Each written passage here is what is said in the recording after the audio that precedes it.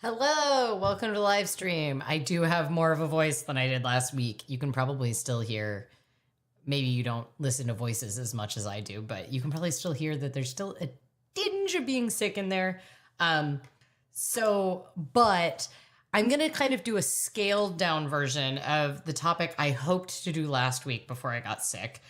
Because I think it's still really interesting for a lot of people, which is essentially if you are a tried and true index fund investor, but you are not all in on what is the AI boom. Some might describe it as a bubble, but the AI boom that is causing, if you're buying like an S&P 500 index fund, we're heavily weighted towards technology stocks, and those technology stocks are heavily weighted towards AI.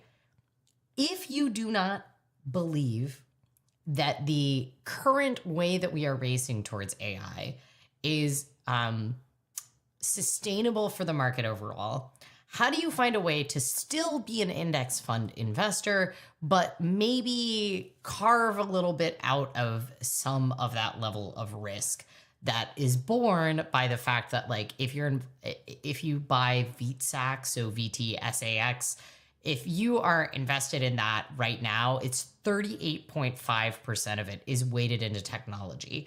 And that's by sector. If you go look at the weighting by company, you can see some really phenomenally heavy weightings towards, the top held companies are NVIDIA, by market value, Apple, Microsoft, Amazon, Alphabet, Broadcom, Alphabet again, the Class C shares, Facebook, and then Tesla. Tesla is the first one of those that makes a physical product that isn't a chip used for AI, right? So that was a list of, based on market valuation, the holding details. So, I want to talk about what I, as someone who, by the way, I am previously a financial advisor, licensed financial advisor, but I am not your financial advisor. This is just education. This is not investment advice. I'm going to talk about what I am doing, though, and how I'm kind of thinking about portfolio construction as someone who is very much a tried and true index fund investor. And I think there's like a couple different ways that you can do that to kind of scale down some of the, what I view as over indexing risk that has been borne out by the stock market these days. But I thought I would frame it around my own finances because I have my 2025 report, which if you are, I don't know, into spying on people's finances, hold on.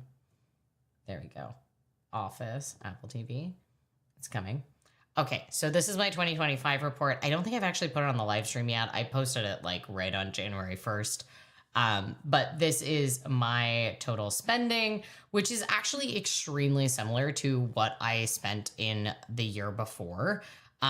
Which my salary didn't change that much, nor did my income from other things. So it kind of makes sense.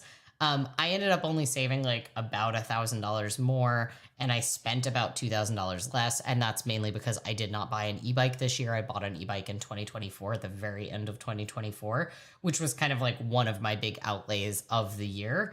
My biggest outlays of the year this year were travel.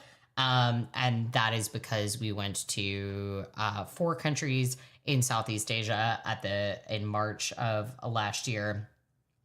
And that was like my big kind of unusual outlay. And then housing, which is going to go up a ton this year because I am going to start paying more now that we have moved into this house. But we have been having to, like, Aaron and I have been having to puzzle through a better option for, I just realized that one of the donuts is upstairs because I was heating it up and I'm gonna have to go get it. So we're gonna have to figure that out. I do have 2 donuts today. By the way, this is Talking Dough and Eating Donuts. So I should probably show you the donut that I have. The overhead camera is not gonna be as cute right now because I have to have, we still got to work this out, but right now I have to have my laptop here if I actually want to like look at the camera and look at the chat. Okay, so here is the overhead camera. This is a, what is the name of it? Hold on. It is a, like the green tea Hokkaido. Hokkaido, I think that's the name of the tea, but strawberry. So it has a bunch of strawberry powder flakes on it top, but then it has like a green tea one. And then the savory one that we have that's upstairs is a mac and cheese. So it's vegan mac and cheese inside of a donut, sprinkled with buttery breadcrumbs and fresh parsley. That is true. Apple does make physical products. Thank you for reminding me. That's fair. But they are heavily invested in AI, as me constantly telling all of my work and personal devices that I would not like to put Apple Intelligence on there. What is it with these non-donut-y donuts? Well, this is the final before we switch to the new flavors next month of the seasonal. And I usually put off the savory ones, but they're very committed into that. Hi, I can see and hear the tinge of sickness. Thanks. I mean, I still hosted this weekend. Luckily, my voice got better between Tuesday and Saturday when I hosted last week. I think that probably smart radio listeners were like, maybe not smart is the wrong word, but like radio listeners with a keen ear probably could have heard it. But I feel totally better now. I have to finish editing and upload a edited YouTube channel on my channel by Friday because of the year-long bet that Aaron and I have going. And I had a lot of trouble making myself sit down and finish it yesterday. And I realized it's because it's the first day off work all year I've had where I wasn't sick. I mean, I was like blowing my nose a little, but otherwise, like, I went to the gym, I cleaned the house. It was real like exam week vibes where I was like doing lots of things that were not the most important thing that I needed to do yesterday. But I think I really needed a bit of a break I needed a bit of a break overall from working on creating media, since that is my job all the time. And it was very nice. I actually sat down and watched an entire movie. I feel like it's been a while since I've done it. It's a movie I've seen before. I watched Emma, the new Emma. So I know Aaron did get his out a couple days ago. Well, so here's the thing. The bet that I'm doing with Aaron, it's a joint bet. So we both have to publish a video by the last Friday of the month, and we are simultaneously each putting $100 into an account. And if one of us fails to publish a video, we both have to then give our money to a organization we do not like. But if we both publish a video, then that account is being used as a joint savings account in euros for a trip in 2027. So that was the whole, I think we've constructed a good plan. I still have like about 2.5 hours of editing left to do on that video. I could publish it as is, but I want it to be totally, I have a vision, which is my problem with edited videos. So I am excited about doing it. How is everybody doing? I'm going to go upstairs and I am going to get my mac and cheese donut.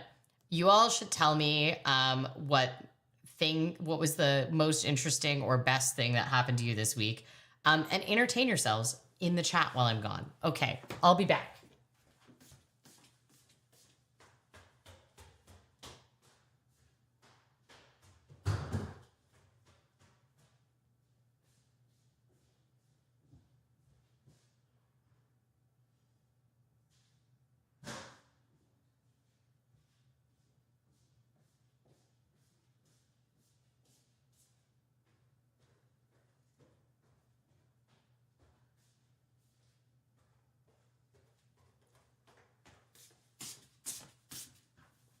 Okay,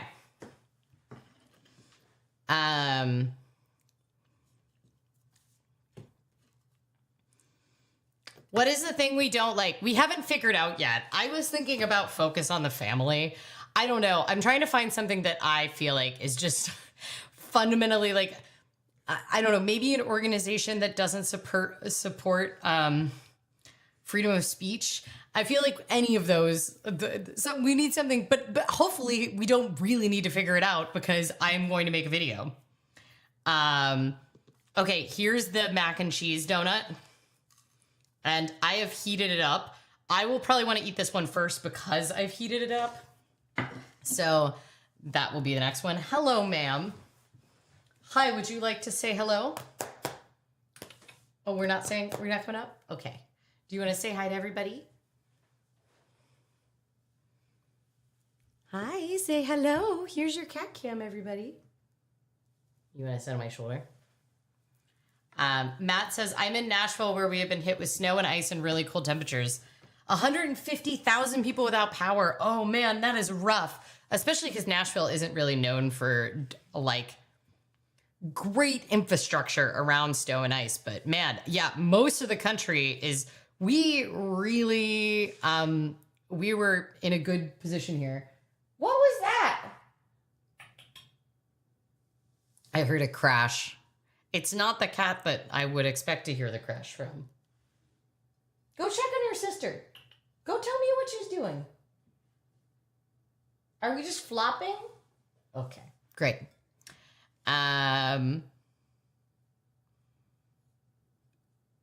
Shoveling ice unsuccessfully. Yeah, all of my extended family on the East Coast, they were sending pictures and they had like a boulder that took like a bulldozer to get like an ice boulder out of their lawn. That's the worst part, is when you get like the level of ice.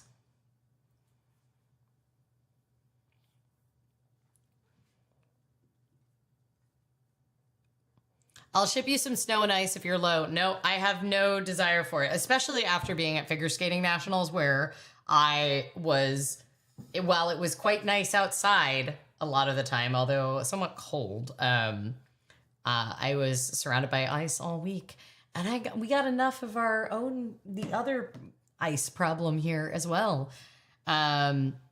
Anyway, do we want to talk about AI portfolio construction? I think, first of all, maybe let's do a little bit. I promised people some like spying on my finances. So my overall savings rate was 58%, and half of that represents my savings that is entirely, it is entirely in my retirement plan at work. So I max out that retirement plan at work, and then I additionally save in cash, has been what I have been doing. And the reason I do that is because like our household joint income is too high for me to do a Roth, because I have access to a retirement plan at work. And then I do as much saving, I max out what is possible to do in my simple IRA through my business. However, my simple IRA through my business is limited by the amount of profit my business makes. And because my business is very much a side income at this point, I usually make between like $10,000 and $15,000 a year gross off Oh My Dollar, but then most of that goes to expenses. So like I didn't take a paycheck at all from Oh My Dollar last year. I just used it to pay expenses in the business, some of which are donuts, which is totally a verifiable business expense. A lot of which has to do with workshops and stuff like that. So and then a big chunk of which is like hosting and software and stuff like that we need for the forums. So and some of it is like the various expenses that go into doing workshops when I have to go farther out, as far as like transport for me and like snacks that we do for the kids to try to get them to show up. And that's all like made possible by our Patreon members. Shout out to the Personal Finance Society. But I did not take any cash out of that last year. I did pay for some things that I do materially benefit from. So, like, I pay for some of my subscriptions that I use on a personal basis. So I have to prorate those when I count them. Um, like on my taxes, like Spotify subscription is a good example of like I need it for work. I need it for business reasons, but then I also use it on a personal basis. So, and then I also save all of the money that I make from my high yield savings accounts. So, I get bonuses when I do kind of the bank account signups, and then I make right now, I'm making about $140-ish a month in just savings off of my like bank interest savings. No, I'm making about $170 right now a month, roughly, across my various high yield savings accounts. And I just leave those in there so that they, compound as slow as they are. I am not moving any of my high yield savings, which is mainly my emergency funds. I am not moving any of those into investments. However, my big thing in 2026 is that I am going to stop accumulating so much cash, because right now what I have available in my total savings is equal to about 2.5 years worth of my living expenses. It's a little fuzzy because when we think about an emergency fund, if one of the options that the situations in which I might use it would be because I've lost my job. And if I lost my job, some of my expenses would go up because my current expenses, like my current healthcare, for example, would cost a whole lot more if I was not getting it through work. And then one of the other things is because my current expenses represent me paying a lot less in rent. So that's me paying Aaron for my half of the studio. We are now living in this big, beautiful, house where I have my own office, which will be a tax deductible office. But the big question is when we get tenants in, and then what is the portion that is like reasonable for me to contribute towards that. So obviously having a greater kind of safety net emergency fund is good, but Aaron and I have joint expenses but separate finances, and there's an additional set of savings that is specific to the entire property. So all this to say, I need to stop accumulating more cash. And that is not to say that I'm going to stop saving as much, but I'm going to stop saving as much as cash. And I'm going to switch the about $10,000 a year that I usually set aside towards my overall towards just more cash savings, because I always try to save like about 10K in cash a year. The plan is that 10K that I usually save in cash is going to instead get actively invested in taxable investments. And one of the reasons that I wasn't doing that last year is I felt like, well, whatever. I'm already investing a lot in tax sheltered accounts through my retirement plans. And it isn't important that I, do this on top of this. I now feel like there is some level of risk to the biggest risk obviously is inflation risk, which is the money that you're losing to inflation. And I've kind of overcome that in some ways in that like the target inflation rate is 2% and my, which is a little higher than what we are dealing with inflation right now. But my high yield savings account gives me about 3% right now. So, back and forth. That being said, I have ended up deciding, whatever, it's post-tax anyway. You should be doing some sort of more taxable investment right now. So I'm setting that up as essentially an auto draw, and I'm just doing, you know, I'm essentially just doing dollar cost averaging, which means that I'm buying the same amount at the same time each month, and instead of trying to time the ups and downs of the market. Now, the question is, what am I buying? Because I am a tried and true index fund investor. I do not like to screw around with buying individual stocks. But right now, looking at the makeup of the market, when you're buying an index fund, it is weighted towards the market value of each of the companies in it.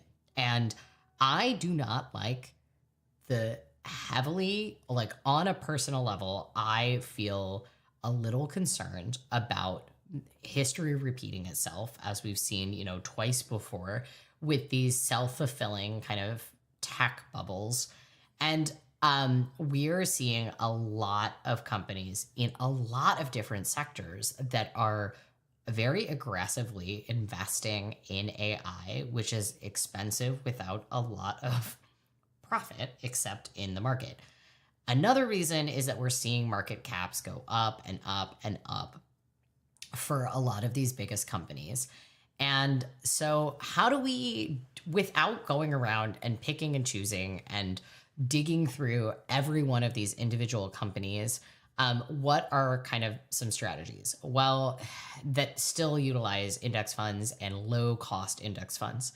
Well, there's a couple goals. One of the options, which is what I am going to be doing, is using a high dividend yield fund. So I'm still going to be doing a broad-based one. There's a couple different high dividend yield funds, but they're essentially funds that look at value stocks. So these are stocks where they don't have these very high price to earnings ratios, which we see with a lot of these tech stocks where the price is very high, but they don't actually make that much in dividends. If you go for high dividend yield funds or you go for value stocks, then that means that you are likely to be seeing, you're filling your portfolio with more of the stocks that are less overinvested in the general AI boom. And that's because these tend to be utilities.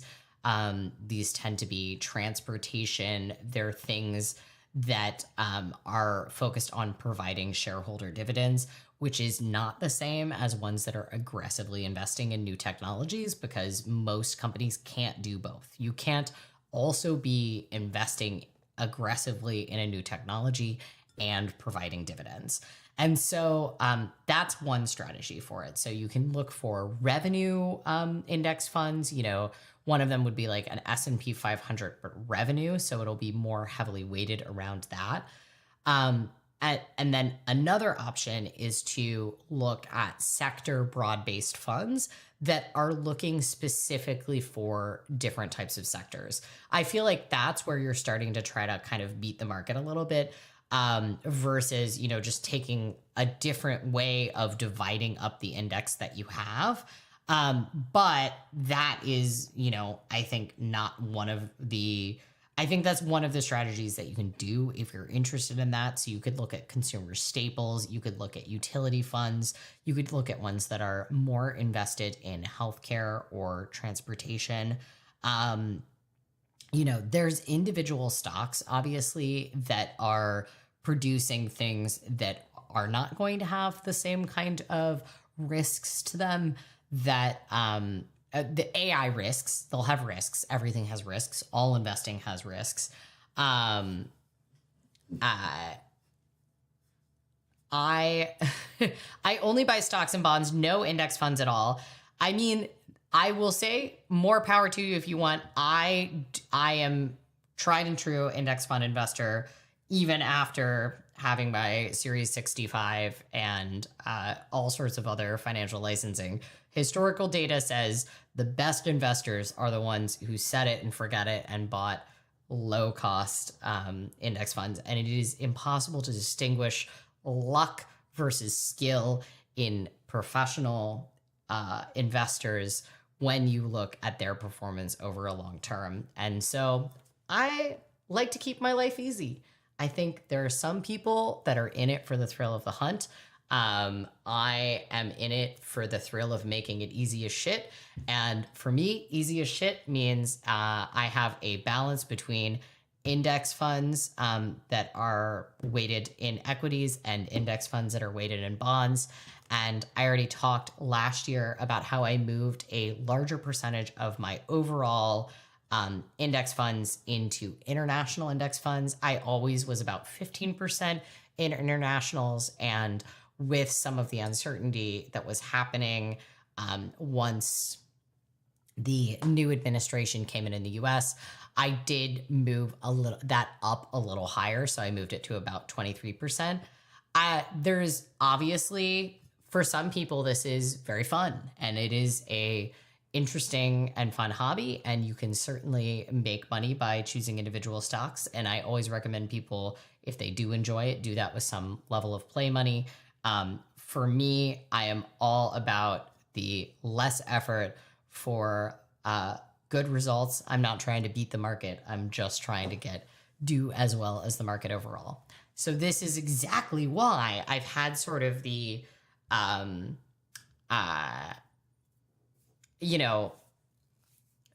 this is one of the reasons that I've had such a ethical stance where I have struggled with the it's a fool's errand to try to time the market, and it is a fool's errand to convince yourself that you know better than everyone else, right? And that's been my stance, and as a true bogglehead, this has been my stance for a very long time when it comes to index fund investing.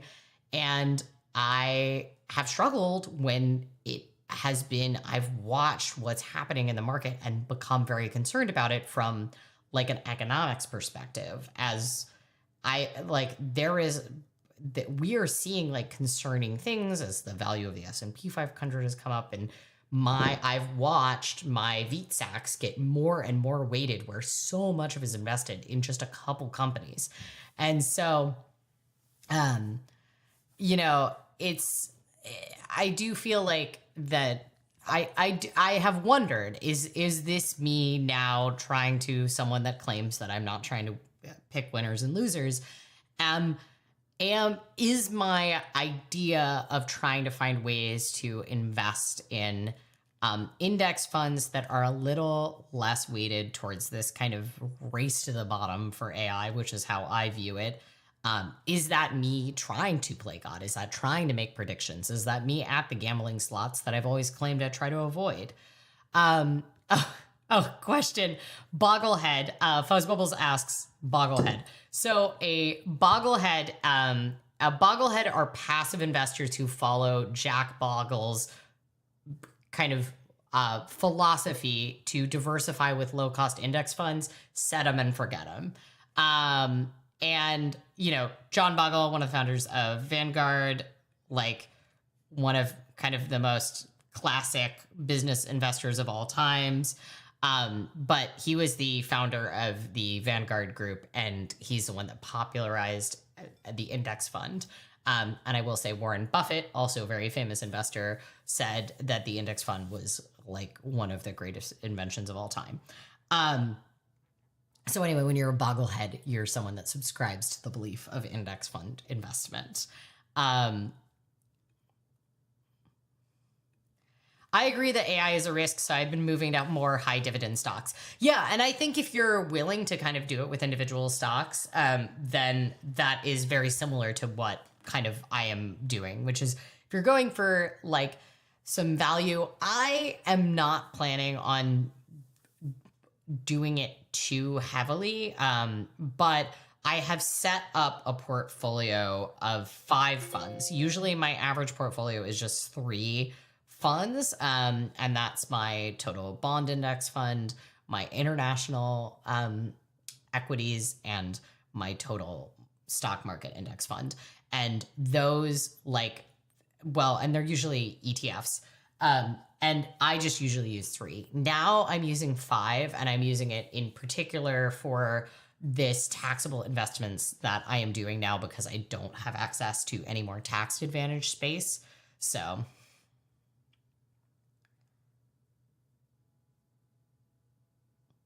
David says, I realized more than I pay more for hair than that a year. Oh, this was for my Apple TV for my hair amount. Where was my hair amount? I don't think hair was even on here. I think I rolled it up with other stuff. Oh, hair and makeup 309. So the reason it was so low is not typical. It's because I was losing my hair last year, so I did not get a haircut for a really long time because I was on a medication that was causing me to lose my hair. It took almost like 6 months for it to start coming back. So anyway, it took a long time for me to get a haircut. It won't be that low this year. Usually I get a haircut and it costs about $100 with tip. It's like 75 and then I usually tip like 15 and I get it like every 3 to 4 months. So, and then I have to buy like, I don't know, fancy shampoo and shit. So, the makeup is the thing that's like always most frustrating for me because it is a professional necessity for me, but it is not tax deductible. And it is very frustrating that it's so expensive. It's so tiny and so expensive. My makeup budget was 0. I mean, great for you. I didn't learn how to do makeup until I was doing a ton of press hits. Like I was probably 29, 30 years old and I was doing a ton of press. I think it was when my book came out for the first time. And I had been previously going and getting makeup done. And I was like, it is not sustainable for me to hire a makeup artist every time I do this. So I was told like, oh, go and if you spend like $200 at Sephora, they will like they will do your makeup. They'll explain what to do. They'll tell you what to buy. And you spend like, I think if you spend at least $150 or something.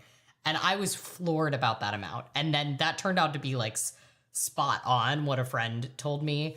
And anyway, I don't know. I found it very frustrating. But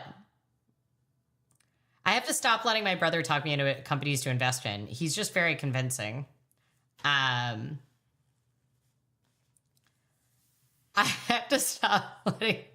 I mean, I don't let, I think, anyone talk me into things to invest in. But no debt equals no stress. I get Social Security in 4 months. My silver has gone up crazy. My cash 6 months, no more ever. Wow. I do a lot more. I do a lot more percentage overall cash. I'm getting concerned about how much of my total net worth is in cash. It's like, it should be probably like less than 10% of my net worth. And I think it's like up to like 20% right now. Because in addition to my emergency fund, I just have a bunch of other cash and stuffed in various other account places. And like they have future jobs, so I don't consider them savings. But I need to like whittle stuff down. It's a great problem to have. I'm not complaining. But yeah. I have 2 target date funds, 401k and Roth IRA, because I'm lazy, but in a brokerage, I hold mostly VEET stacks. Yeah, I have my, I don't have a lot of options in my 403b at work. So I have a target date fund, and honestly, it's a very good low fee target date fund. I looked at kind of the makeups of it that was available to me, and I went, this is not the worst. But I don't have a lot of options with the 403b. I got the options that I got.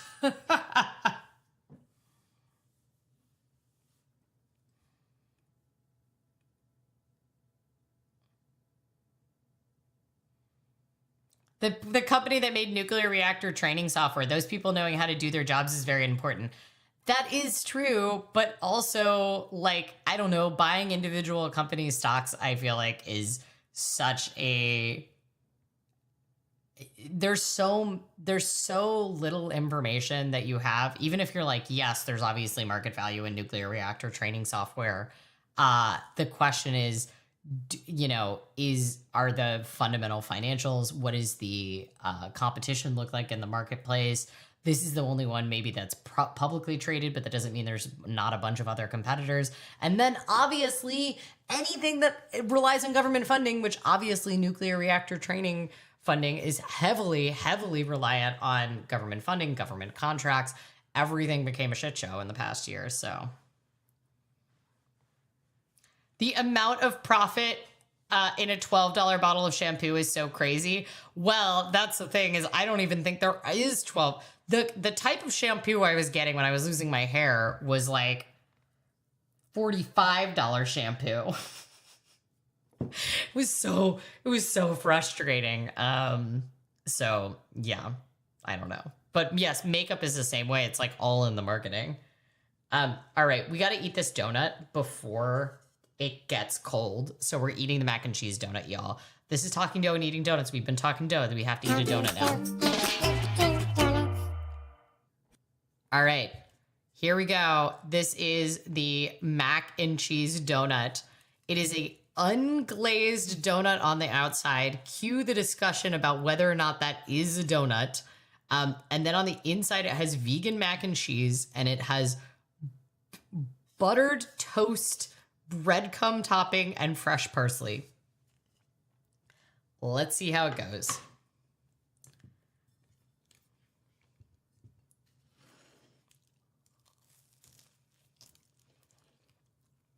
People are not eating enough tofutti. Could you buy some?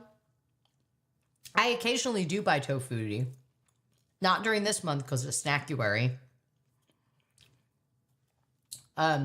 You can really see I'm now dropping a bunch of breadcrumbs on my keyboard, but yes, it is fully vegan mac and cheese in there.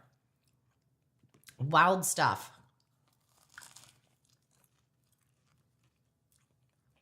Yeah, I think they use the same outside of the donut for all the savory ones. The crunchiness on top is like pretty perfect.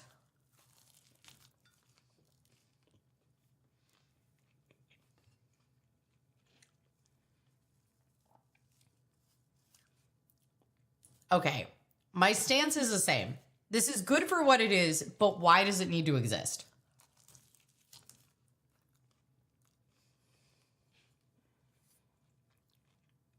David, there's too much competition from the large companies that went all in on the non-dairy ice cream. Also, I can't believe Tofutti hasn't gotten acquired.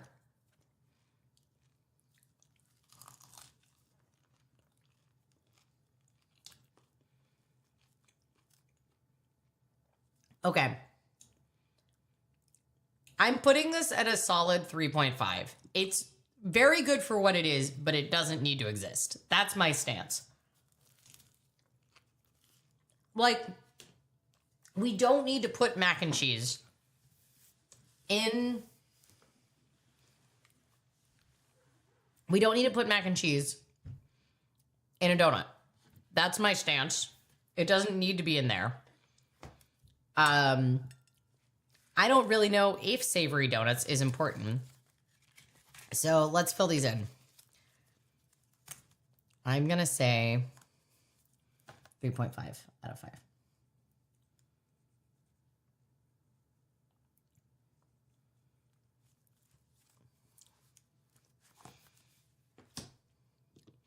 Okay, so what are the other like financial things I'm thinking about this year? So the big one is that I am shifting to stop saving so much cash, and I will be doing more taxable investments. I am trying to shift my portfolio from the standard 3 fund portfolio that I use into a 5 fund portfolio to try to deleverage from some of the AI investments. The AI aggressiveness that I've seen in the market.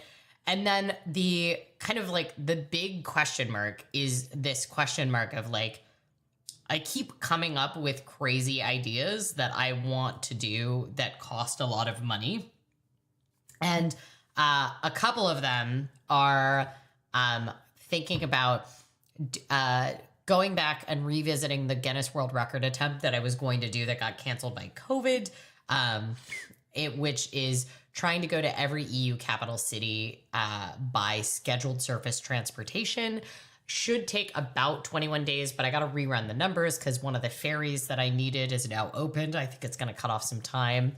I also need to make sure it's like even possible now with the war in Ukraine. So I'm trying to figure that out. I am saving for it this year. This is another place where I'm saving some cash.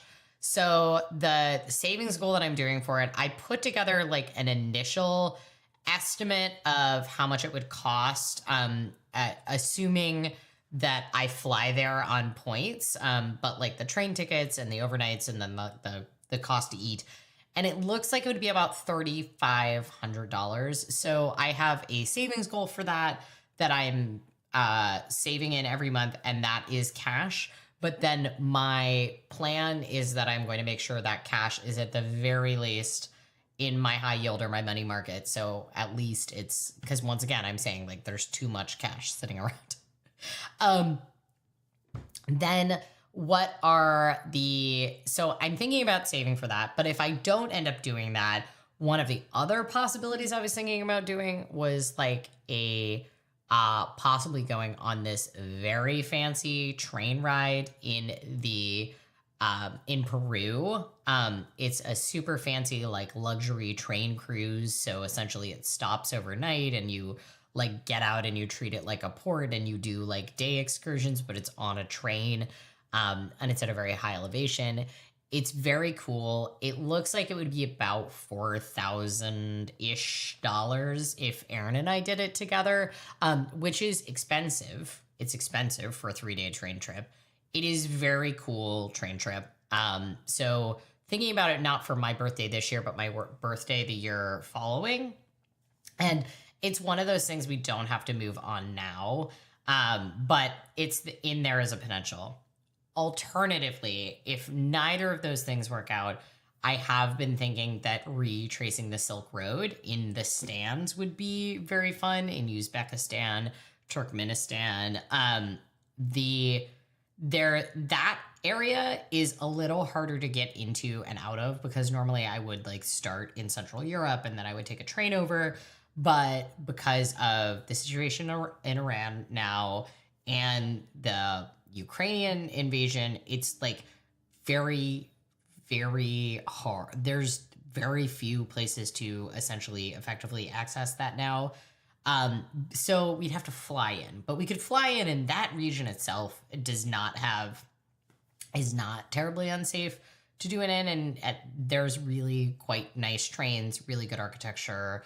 I have not been there before. I've been to most of the countries kind of surrounding the stands, but I haven't been to the stands before, so I thought that could be fun. So essentially most of these plans are travel savings. The alternative is if I decide to do a master's, which everybody is doing their best to talk me out of because there's no actual practical value for me doing a master's. And if I really want to do a master's, I can just wait till I get laid off because public media jobs, eventually I'm sure I'll get laid off and then I could go do a master's. Can I be honest and say that looks gross? No offense to each their own. It's not my preference. Like I said, I don't think it needs to exist. We have a much cuter one, so I think we can eat the much cuter one now. During the Steve Jobs return years, I was 85 only and Apple only, but now it's 5%. Hope my wife is better and we head out on a 6-month trip around the world. That's amazing. I did a great train trip in Africa. That was another one that got canceled by COVID for me. I was supposed to go to Kenya and do a train trip through Kenya, and it's such a bummer because I had it all booked and everything, and I was like set to go on it, and then Omicron happened, and then it was like not possible for me to do it. It also is probably not like the best place to do solo travel because I was going to be doing it by myself. But I really hope to do that again. I don't think that is what I necessarily want to do for my birthday in 2027. And I, unlike you, am not retired. So I right now have to be very strategic because I don't get a ton of PTO. So I'm saving up enough PTO for next year. We're going to Shenzhen in like 2 weeks. So, all right, let's do this second donut, y'all. Okay, so this donut is essentially a strawberry green tea. So it's Hojika. I think that's how you say it. The green tea, and then it's strawberry powder. So it's roasted green tea glaze and strawberry powder, and it's just like a regular vegan raised donut. This one looks much more normal, and I think I'm gonna like this one a lot more.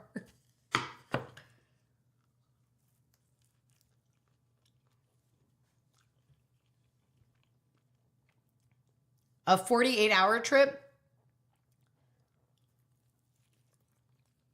St. Louis was great. The hotel there, the Hilton in St. Louis, was incredible. It's in the old train station there.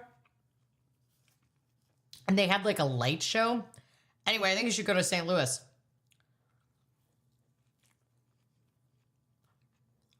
Don't spend the whole time inside of a windowless arena.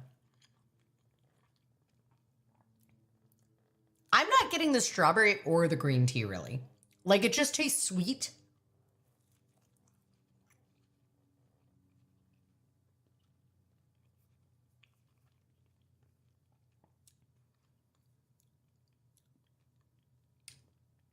I'm really trying to see if I can get, like, the green tea flavor out of it. This is just a delicious, sweet donut, but I'm not even getting the strawberry out of it.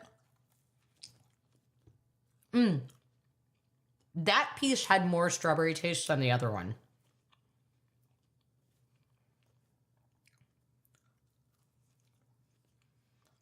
I was at St. Louis in 2019 with Tontek, who nearly got in the middle of a knife fight on the train. Oh my God.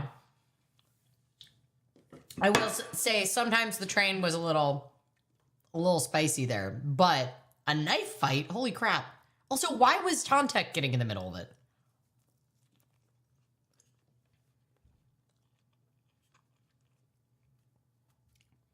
There's like a little crispy bit right here, and I think it's going to be delicious. I realize I don't have to save a tax because Aaron is gone. Winter Blizzard, I think you came in after we were talking about actual stocks, and instead we were just talking about trips I want to go on. But it is related to money, I swear.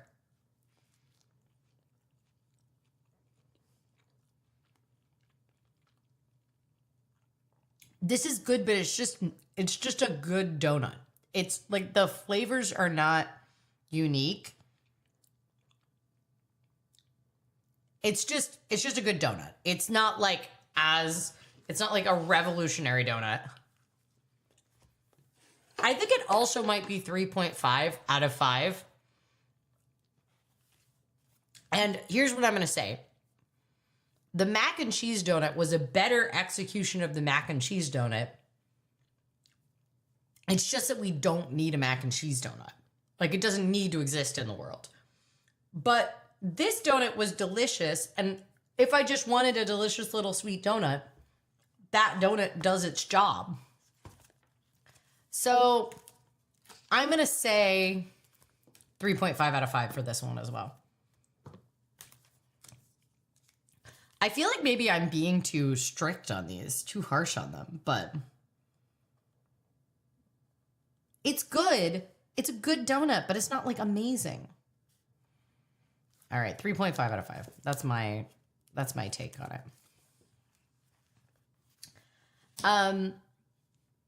So the other thing that I did last year, and I'm planning on continuing with my money, that's also about being kind of overexposed, is that I did start holding some of that overall cash in non-USD currencies, and I started holding some of it in euros. I'm not doing like a whole Forex where I'm holding a bunch of different currencies.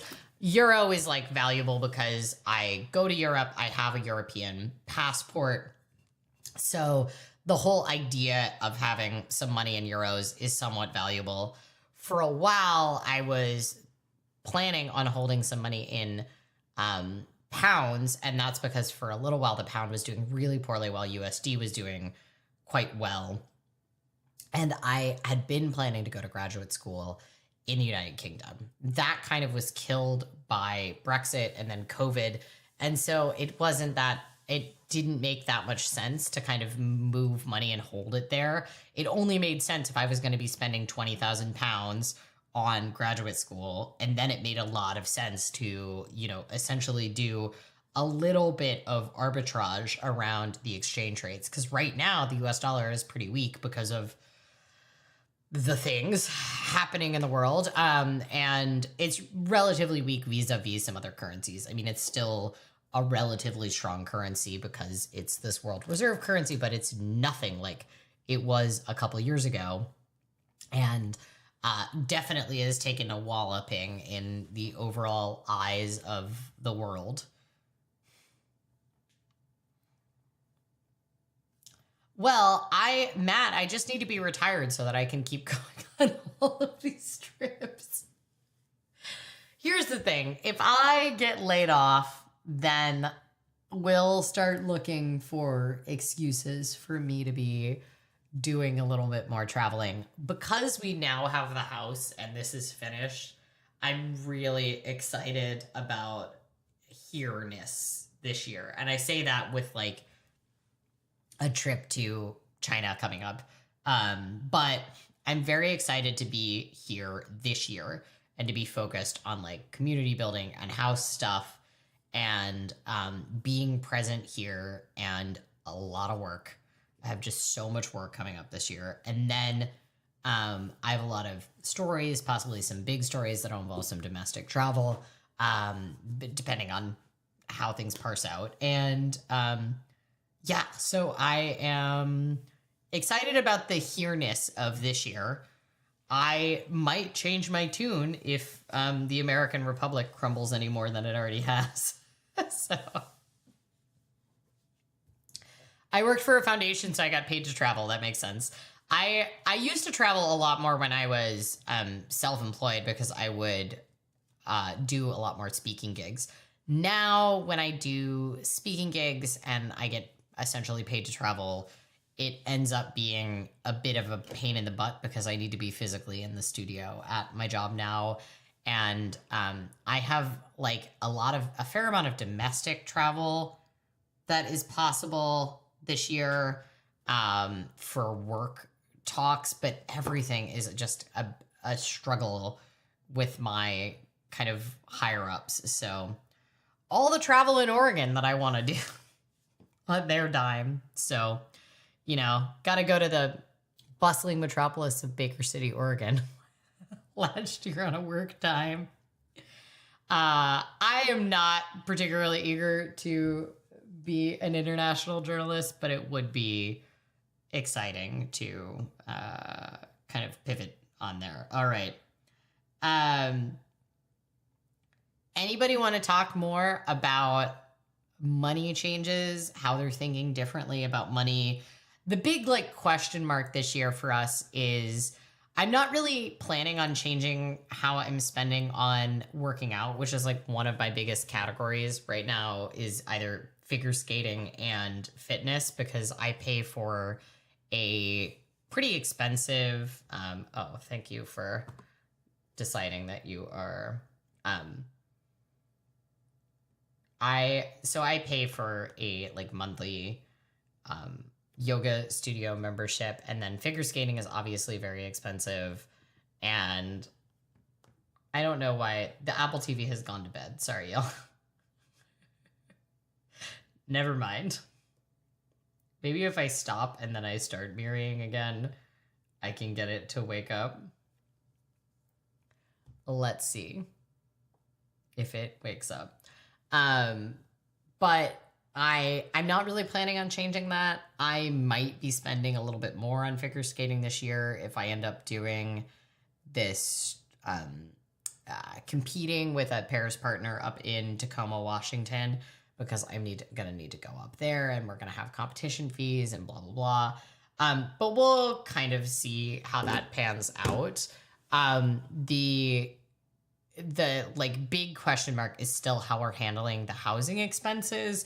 And that is, it's like some of it has to do with like Aaron and I making sure that it feels fair to both of us. I think we're both open to a lot of different solutions. One of the downsides is, you know, I'm able to save a lot right now because of the lower amount that I'm paying in rent. And like, if you divide it by income, because Aaron makes more than I do as a public radio host, it looks fair, but then it's not overall fair when you consider like how large the overall mortgage is, but then we're going to have tenants in. So and then Aaron's put in like so much more sweat equity into the overall like renting of this place. So we're going to have to figure it out. I have made my target be $850, but I'm expecting I could end up paying up to like $1,000 or $1,200 for my portion. And if I am at like $1,200, that is going to mean I'm going to have to scale down maybe some of my savings or some of my other expenses. I'm not like I really am not like crazy frugal anymore. You know, my like, I used to spend like less than $20,000 a year, and I've been pretty firmly in the like $28,000 to $30,000 range the past 2-3 years. And that is just essentially, some of that is the increased costs, but also like I've spent money on like home decor, and I bought an e-bike, and I'm doing figure skating now. So I do know where I could trim if I needed to trim. And if one of our job situations changed drastically, then I would significantly reevaluate some of my like higher spending areas, right?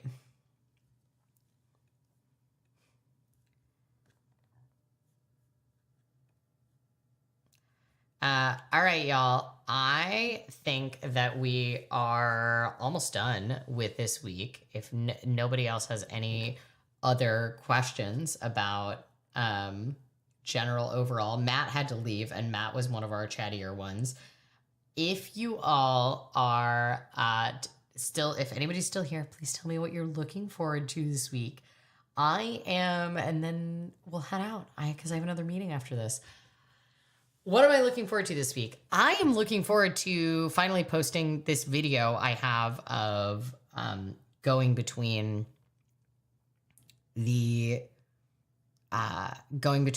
Cambodia, Thailand and Cambodia by transit. So I've had the rough cut for that done for like 6 months, and I just needed to finish voiceover. I couldn't do the voiceover last week because I like lost my voice, but I am really looking forward to posting that, and it will be posted by Friday because that is my deadline, and I'm not giving money to a bad organization and also giving some of Aaron's money. So ice melting. Yes. I'm so excited for you all. Oh, is there really another storm coming? I hope there's not another storm coming. I'm sorry. I know that everybody's just like living in the storm, and I have not been living in the storm. I've been living in the storm of the news, but not that storm. So, yes. I was looking forward to getting shoveled out of the house, but now it looks like another storm will be hitting Virginia at the end of the week. That sucks. I'm so sorry. Maybe it'll change by the end of the week. I guess I'm looking forward to getting more reading done. I'm excited for you to get more reading done too. I think one of like the funnest media things, so I'm reading quite a few books right now, but I think the funnest media thing that I'm consuming right now before the Olympics start, and that's going to be just like so much stuff for me because there's figure skating going on every week of the Olympics, two of my favorite YouTubers are now watching Heated Rivalry and reacting to it. And they have a lot of personal experiences as like people that were in a closeted relationship for 16 years with highly visible jobs that were like heavily shipped together. Like their reactions are so interesting to Heated Rivalry. So that has been like the little bit of media at the end of the week that's been keeping me going the past couple weeks. Heated Rivalry really got me through the darkest weeks of the year. And now I get to relive them again, but through two of my favorite YouTubers and their fandom and their reactions. So yeah, the letter B, you need to stop doing this. I was actually just talking with my therapist about this, about not needing to watch, or read, because I was doing a lot last year of reading the memoirs of journalists during the like slow fall of post-Soviet Russia into what it is now, and like the loss of rights. And so I was reading a lot of those memoirs, and I think because I was trying to search for like, what do I need to know in the end as a journalist in the end of the American Republic as we slide into authoritarianism and even more oligarchy than we already have? Like, what should I be looking for as a journalist? And I realized it was like terrible for my mental health. And it is okay. Like, as someone who has to really be deep in the news and has to do things like spend a bunch of time reading and going through and combing through things to make sure I'm saying things correctly, and having to relive a lot of trauma and package it up and give it to people on a platter, I have realized that there is a point at which it is your responsibility to educate yourself. It is your responsibility to know what's going on. At the same time, it's your responsibility to take care of yourself and your community. And sometimes that means that getting more information in is not actually serving you. So yes, I would recommend finding something that brings you some joy, especially during the dark snow, icy times, with the, fall of the inalienable rights that the U.S. Constitution gives us. I think don't consume as many depressing documentaries. Yes. All right, y'all. We will be here same time, same place next week, but I think it's very likely we will be doing some sort of like Olympics preview live stream. It might be like fully about figure skating. I don't know. If there is a financial topic you really want to talk about, let me know. You can always grab me on the forums or on Patreon. It's the final week of Snackuary as well. If you are participating in Snackuary, make sure you do your final check-in and I can send you some stickers. It has been great to have you all here. And until next week, stay safe, stay hydrated, pet a cat if you have one available, and I will see you all soon. Bye.